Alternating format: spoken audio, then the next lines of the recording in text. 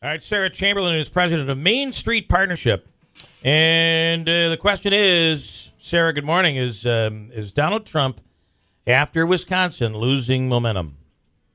Good morning, and I can tell you no. He's probably going to carry New York, and he was really never meant to carry Wisconsin. It's not his type of Republican voter. It's much more Cruz's. So this is all part of the, because you're hearing a lot of, boy, could this be the end for Donald Trump? This is really a lot of, the other side, the anything but Trump people using this in hopes that maybe people will change their mind in New York. Correct, but it doesn't appear as if they're going to. You saw the thousands of people turn out yesterday to see Donald Trump. I understand. I'm from Western New York. Yeah. I understand there's people up there getting ready to turn out when he does events there.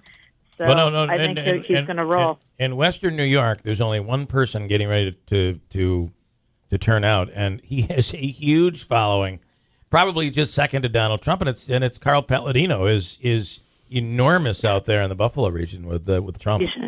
He sure is. Yeah, absolutely. So does he get to the 1237? No. It doesn't look as if he's going to. So now it does look like we have a brokered convention. So that's going to be fascinating. When we're in Cleveland in July, it's going to be an interesting. I think either Trump or Cruz will come out as our nominee, and I think it's anyone's guess which one will end up doing that. Do you see, though, that here's the problem for the Republican Party, the mainstream Republican Party, that if Donald Trump wins, it's going to be difficult for the party because there are going to be people in the party that will not. I mean, even looking at the Wisconsin numbers, the third-party numbers and exit polls really, really high. And by the way, if he doesn't win, it's going to be, he said it himself, there could be riots. I mean, this is kind of a no-win situation right now. Really interesting to see what's going to come out of this. Unfortunately, it is a no-win situation. I represent an organization of 75 elected Republicans. Mm-hmm. We tend to be more the mainstream Republicans. Okay. Big concern for us. I mean, we have no idea how it's going to affect us down ticket in November. Yeah. So a lot of worries. Can the party pull together? Whatever happens in Cleveland, can we pull it together in August and September and be ready to win an election in November? I'm glad I'm not one of the people that's going to be in the room deciding who our nominee is. And what does Trump have to do?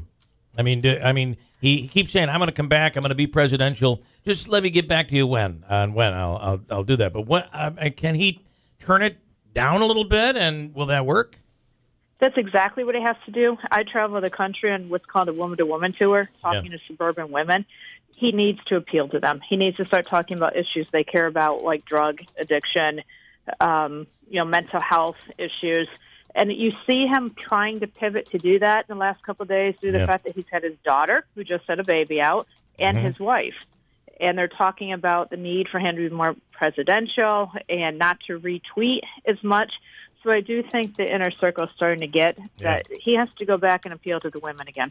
It's funny. His wife, Melania, was on all the TV shows in broken English trying to explain to an audience that he should no more retweet. She kept saying, no more retweet. I know. In broken English, we know exactly what she's talking about. Right? Yes, we do. Yeah. And I'm sure she's not happy with him. I'm sure that in the evening when the door is closed, she tells him, no, that this is not working. But didn't that work to his advantage? Because she came across as very sincere. Yeah. Yes, it was absolutely to his advantage. And same with his daughter yesterday at the rally when she introduced him. I mean, it's very sincere. And I do think they are sincere in that. I think that their father and their husband, the way they see him, is very different than the way he's portraying himself. Sometimes I think this is the Kardashian of politics. He says anything to get attention. It has certainly been just that. All right, Sarah Chamberlain, very interesting, and you're right, that convention is going to be a doozy.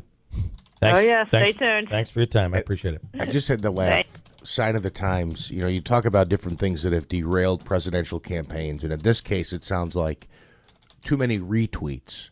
Is what Trump's biggest problem is. And 10 years ago, they'd tell you social media plays no role in an election. Look at what it's doing right now. It's really incredible. Mm-hmm. Listen, we have a free money question of the day. Andre Reed from the Buffalo Bills coming up. And birthdays here. Thursday, April 7th. Cassidy, Hila. What would you say on that one? Hila.